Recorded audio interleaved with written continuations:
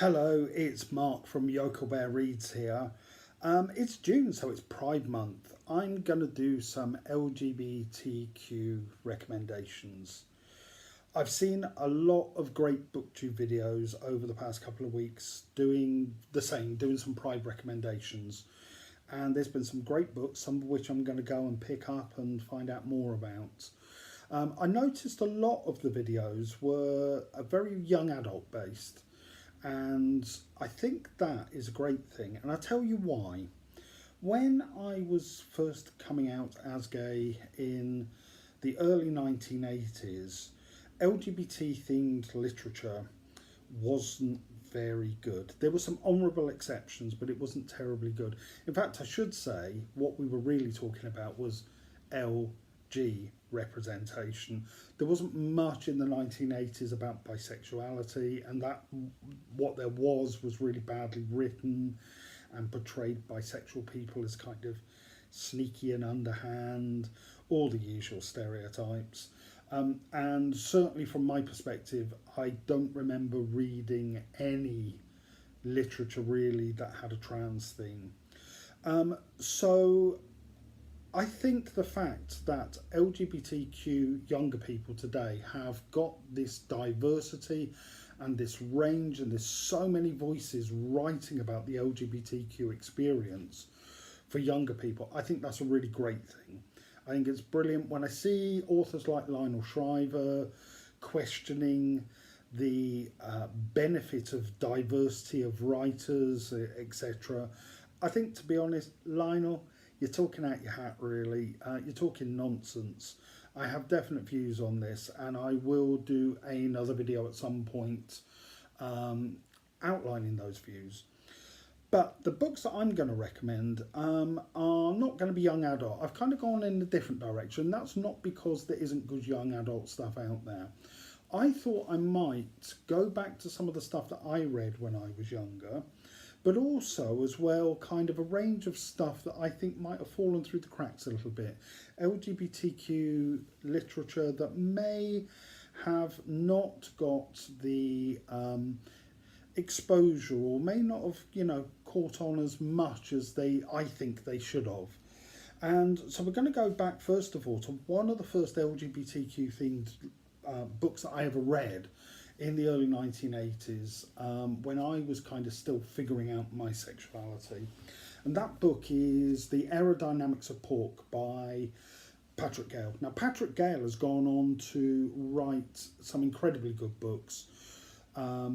A Place Called Winter, A Perfectly Good Man, and Notes from an Exhibition is one of my favourite books ever. I think Patrick Gale has a real skill of nailing family relationships, really getting to the heart of what makes families tick, what makes people tick, what makes relationships happen or not happen. But this was his debut. Now, I've seen Patrick Gale interviewed a few times where you get a sense that he might be a little bit embarrassed about his debut. And sure, yeah, you can see the writing that he is producing now, how much he has developed as a writer from this first book. But this doesn't mean this is not a good book. This book, I absolutely loved it. I reread it again recently, and it felt like coming home a little bit for me.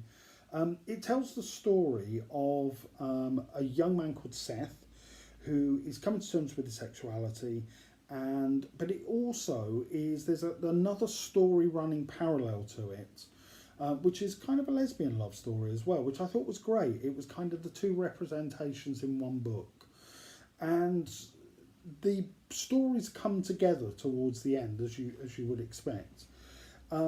It's set in Cornwall, and there's a marvellous sense of place and time, and the characters are absolutely brilliant. Seth's mother is a fascinating character, as is his sister. Seth himself, I found, on a reread, I still found him as rounded out and as understandable as I did when I first read it when I was probably about 17 or 18. So this is a great book. I think it's something you can get through in a couple of days, maybe a day if you put your mind to it. And it's just a lovely little story, really well told. And I think, this is one of the first LGBTQ books I've ever read. If you've not read it, you should make sure it's one that you have. The next book is, again, another fairly well-known author, but maybe not one of his better-known ones. This is Neil Bartlett's The Disappearance Boy. This book has an absolute... what really makes this book fantastic is it has such a sense of time and place.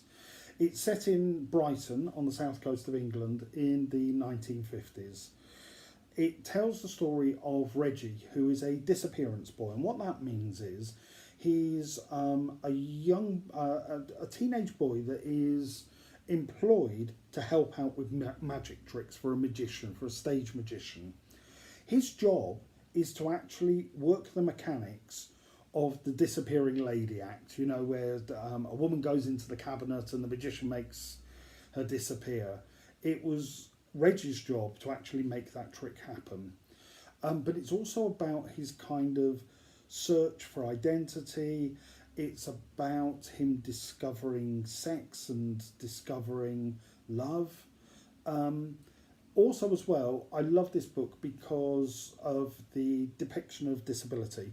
Reggie has a pronounced limp and is disabled because of contracting polio, which back in the 1950s was, that was a problem before there was vaccines and all that kind of stuff.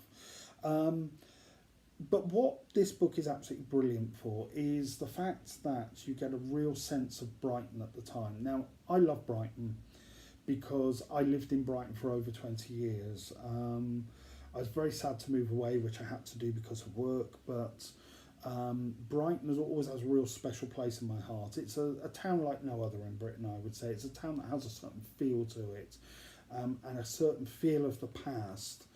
In here, you really sense the kind of the decaying grandeur of the theatres, of a disappearance of this kind of entertainment, this live entertainment in theatres and the music hall style of entertainment. You get a real nostalgic rush of kind of the past in this book, but it's also a cracking story. So I highly recommend this. Check out his other stuff as well. I really rate him as a writer. He's got a superb writing style. It flows off the page, and I read this really, really quickly.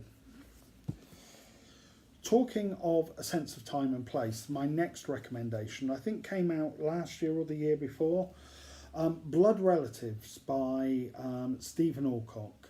This was one of my surprise, brilliant reads of the last couple of years. When you get a book and it just knocks your socks off when you're not expecting it.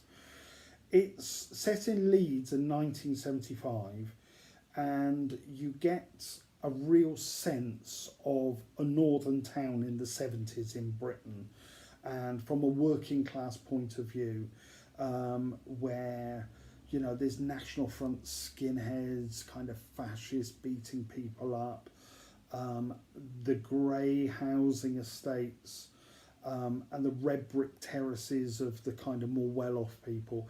It's a story of Rick, a teenage delivery boy, again, who is understanding his sexuality is on the point of coming out.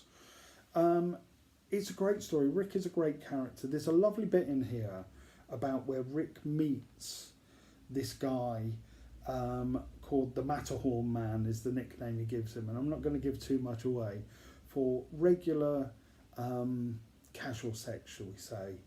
And it's just so well written. And there's another aspect to this as well, because this is also set against the Yorkshire Ripper killings of the time. And what's great about this, you've got one story, which is the story of Rick and his coming out and what's, his life is turning into. And in the background, you have the police investigation about the Yorkshire Ripper killings, which they never coincide, they never link up, they never kind of become one story. But it's like there is this thing in the background, there is this darkness in the background of this book. and unless you read it, you really can't get a sense of maybe what I'm talking about. But it's like there's this background of something bad is going to happen, whether to Rick or whatever, you don't know. But there is this background of something really nasty happening. I think it's a really well written book. I loved some of the turn of phrases. I love some of the description, and also the attention to detail about the kind of the things that people used and what was on television and stuff like that. Really great. I highly recommend this. My next book is a crime book, but it's crime. I don't really read a lot of hard-boiled crime. My forays into crime tend to be very golden age, Agatha Christie, you know, murders in a country house with poison and stuff like this. But this was a foray that I made into the more hard-boiled, hard-bitten side of things. Martin Holman's Clinch, a Harry Quist thriller. This is set in 1930s Stockholm and Swindon. Swindon? Swindon, it's not in Swindon. Sweden. Swindon's very different to Sweden. UK people will get this.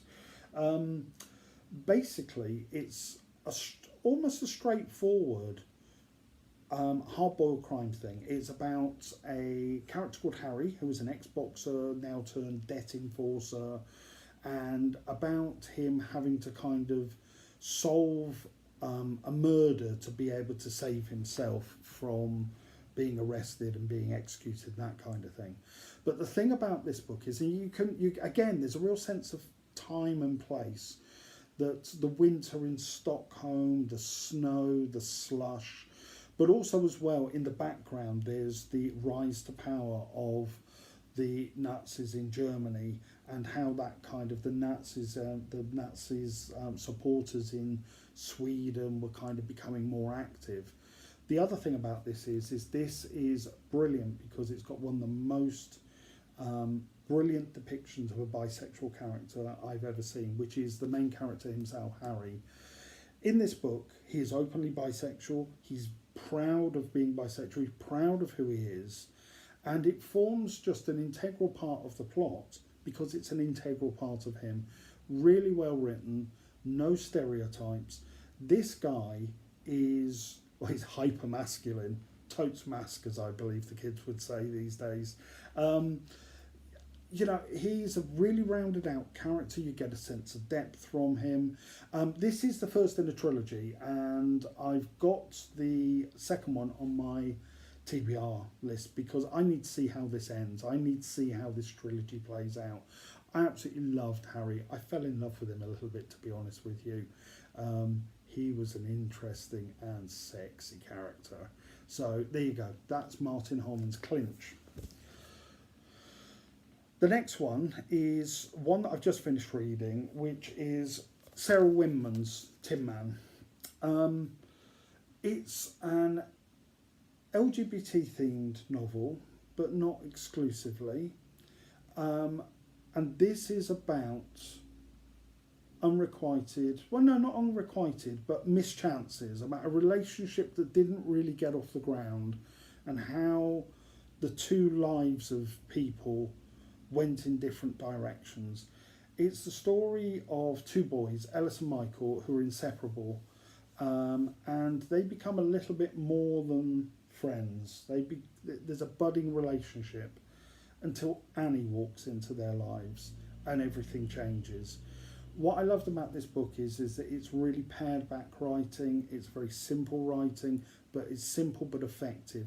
Every word packed a punch. The only downside I would say is, whilst I love Sarah's writing, there were some elements about sex that I don't think were described very well. Not saying that that's a deal breaker for me, good sex in a book, but there were some turns of phrases that I found a little bit odd. But on the whole, this book made me cry at the end. There's no other, you know, I was in tears for the last 4 pages, and I wasn't quite sure until afterwards whether it was tears of sadness, tears of kind of uplifting tears. I don't know, and I still don't really know. It's a desperately sad novel in some ways, but it's also uplifting as well, and I think it says something about the human spirit. my last book. Now, I said in my first video that I love ghost stories. So I'm going to crowbar in a ghost story. And the reason I'm doing this is because this book apparently has been filmed and will be coming out in August as a film at the cinema, which I didn't know about. I got really excited when I saw the advert for it. But then I thought, but I love the book. Please don't muck up the book by making a rubbish film. But the trailer looks really good. Now, how I'm getting this into the Pride video is this is an LGBTQ author. And the book is Sarah Waters, The Little Stranger. Sarah Waters has written some great books with lesbian themed stuff. Tipping the Velvet, The Paying Guests. All great books. I love her writing. I love the way that I love her prose. The Little Stranger is her ghost story. And I've seen that it's kind of divided opinions. Either people love it or hate it. I love it. It's set in the post-war 1950s period in Britain at a country house that is really going to seed. The family can't afford to keep it up. And it's about a young doctor who comes along and has interactions with the family. But it's also a ghost story. Or it might not be. It's one of those where, is it the ghost? Is it an actual ghost? Or is this a psychological thing going on? One thing that this reminded me of is one of my favourite ghost stories, which is Henry James's The Turn of the Screw, which is where I've never known tension and psychological tension in a book like Turn of the Screw. And I got a similar feeling from this. I absolutely love this book. I'm not going to say too much about it, apart from the fact that it's about change, it's about the end of eras, it's about what happens when the old order begins to kind of crumble, but also in amongst it there's a really cracking ghost story, and some of the scenes in here are some of the creepiest and spookiest that I've ever come across.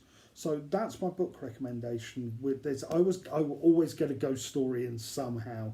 That's this one. Okay, so that's my recommendations for Pride.